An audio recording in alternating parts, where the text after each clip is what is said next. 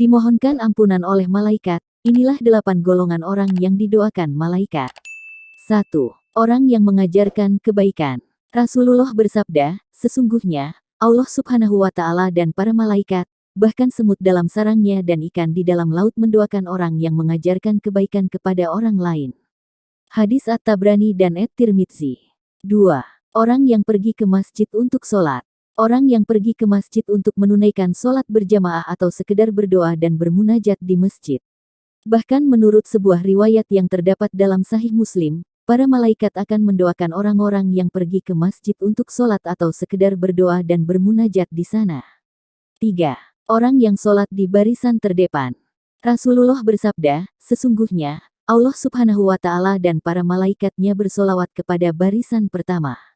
Sahih Al-Jami. Hal serupa juga diriwayatkan Imam At-Tirmidzi sebagaimana termuat dalam kitab sunannya.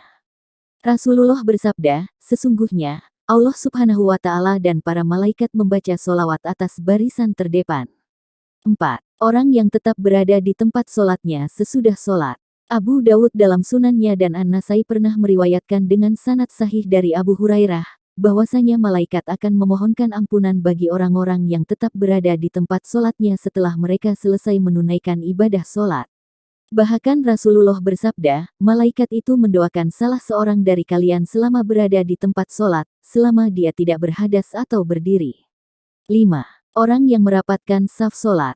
Orang yang merapatkan barisan atau saf pada saat solat akan didoakan oleh malaikat. Rasulullah bersabda, sesungguhnya, Allah Subhanahu wa Ta'ala dan para malaikatnya bersolawat atas orang-orang yang menyambung barisan atau saf dan siapa saja yang menutup celah dalam barisan, maka Allah Subhanahu wa Ta'ala akan menaikkannya 1 derajat. 6. Orang yang makan sahur. Orang yang akan berpuasa dan mengawalinya dengan makan sahur akan mendapatkan doa dari malaikat. Hal tersebut diriwayatkan dalam Sahih Ibnu Hibban dan Mu'jam At-Tabrani Al-Awsat dengan sanad hasan dari Ibnu Umar. Rasulullah bersabda, sesungguhnya, Allah Subhanahu wa Ta'ala dan para malaikatnya bersolawat atas orang-orang yang makan sahur. 7.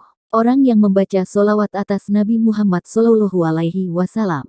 Rasulullah bersabda, tidaklah seorang hamba membaca solawat untukku, kecuali didoakan oleh para malaikat selama ia membaca solawat untukku. Oleh karena itu, hendaklah ia mengucapkan atau memperbanyak solawat atas diriku. 8. Orang yang menjenguk orang sakit. Dalam Sahih Al-Jami dari Ali yang mengatakan bahwa Rasulullah bersabda, tidak ada seorang muslim yang menjenguk sesama muslim, kecuali Allah Subhanahu wa Ta'ala mengutus 70.000 malaikat yang mendoakannya kapan saja pada waktu siang hingga sore dan kapan saja pada waktu malam hingga pagi. Hadis Ibnu Hibban.